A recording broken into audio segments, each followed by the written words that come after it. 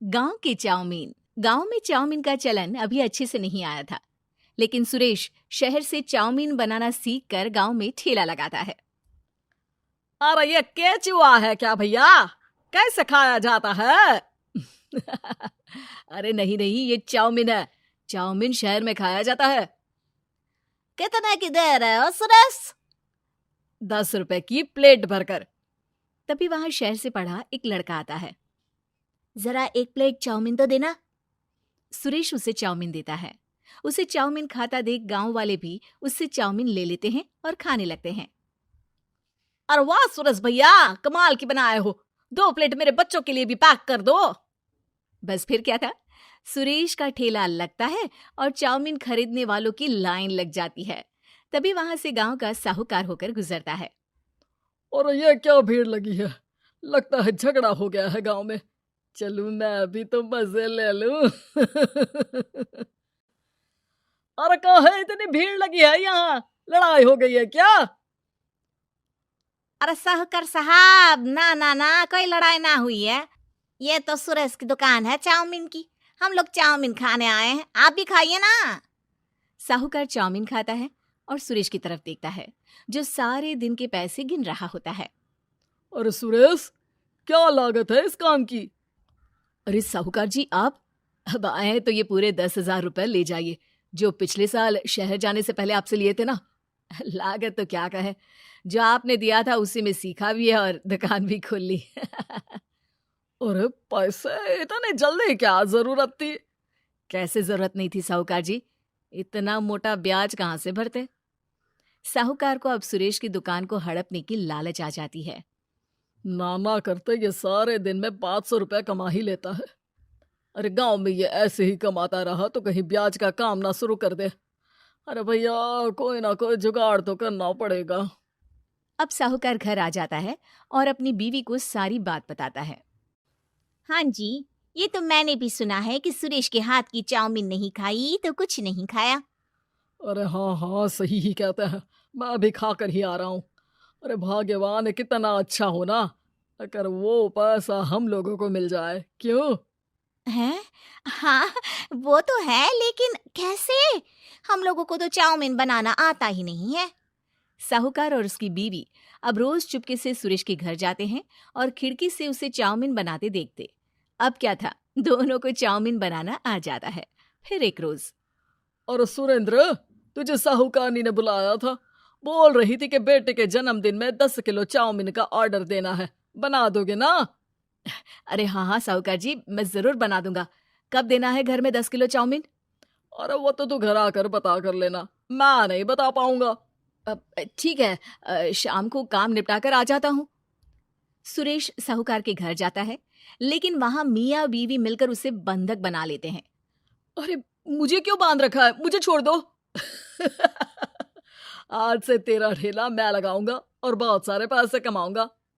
साहूकार एक आदमी को सुरेश की निगरानी में लगा देता है और वहां से चला जाता है। अगले दिन, अरे साहूकार जी, आप कब से चाउमीन बेचने लगे और अपना ये सुरेश कहाँ गया? अरे वो तो शहर गया है, उसका कोई काम निकल आया था। बोल रहा था कि जब तक वो ना आए तब तक मैं ही उसके ठेले का काम कर दूं। पैसे भी तो बहुत उधार ले रखे थे उसने। लगता है कर्जा भरने के डर से भाग गया है। अरे पर वो तो बोल रहा था कि उसने सारा कर्जा उतार दिया है, और वो क्यों भागेगा? इतना तो कमा रहा था। अरे मुझे क्या पता। अरे चाउमीन खाना है तो बोलो, नहीं तो भागो यहाँ से। अरे हाँ हाँ, दे दो दे दो। अब तो चाउमीन खाना पूरे गांव के लोगों के लिए आदत ही बन गया है। ना खाओ तो नींद ना आए।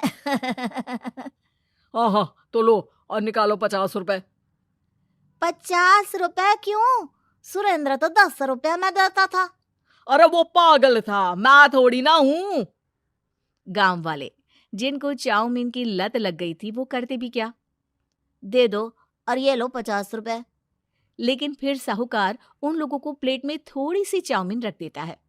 अरे ये क्या, पैसे 5 गुना ज्यादा और चाउमीन बस इतनी सी। अरे साहूकार साहब, भगवान से तो डरो। बस फिर क्या था, साहूकार की मन मर्जी चलने लग जाती है और गांव वाले करते भी क्या। एक रोज, मुझे तो लगता है कि सुरेश को साहूकार ने मार डाला होगा, क्योंकि उसका काम इतना अच्छा चल रहा था, फिर वो क्यों जाता, और वो भी साहूकार के हवाले दुकान करके?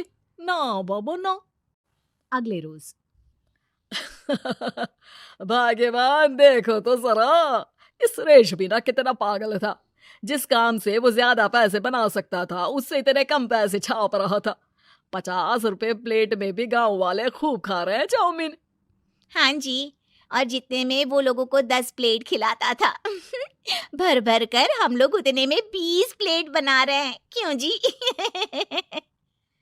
वहीं सुरेश रोज भगवान से मांगता कि बस एक बार वो किसी तरह वहां से निकलने में कामयाब हो जाए, लेकिन उसकी हर कोशिश नाकामयाब होती। फिर एक दिन अरे भाग्यवान, ऐसा कुछ करो कि चाउमीन बनाने का खर्चा आधा हो जाए, जिससे हम लोगों को और मुनाफा हो। ना जी, मुझे तो कोई तरकीब ना सूझ रही। अरे सुनो, एक काम करते हैं। चाउमीन बनाने में जो सब्जी लगती है वो मंडी में लेने तुम देर रात चली जाना। तब तक वो सारी सड़ी गली सब्जी जो दुकानदार वहीं फेंक जाते हैं, वो उठा कर ले आना फ्री में। अरे वाह जी वाह, आप तो बहुत समझदार हैं जी। बीवी वैसा ही करती है, लेकिन अब लोग चाउमीन खाते तो मुंह बनाकर। फिर एक बार अरे राम राम राम, ये पेट में दर्द काहे हो रहा है? आई, आई, आई, आई, आई। हाय रे हाय, मेरा भी पेट दर्द के मारे फटा जा रहा है।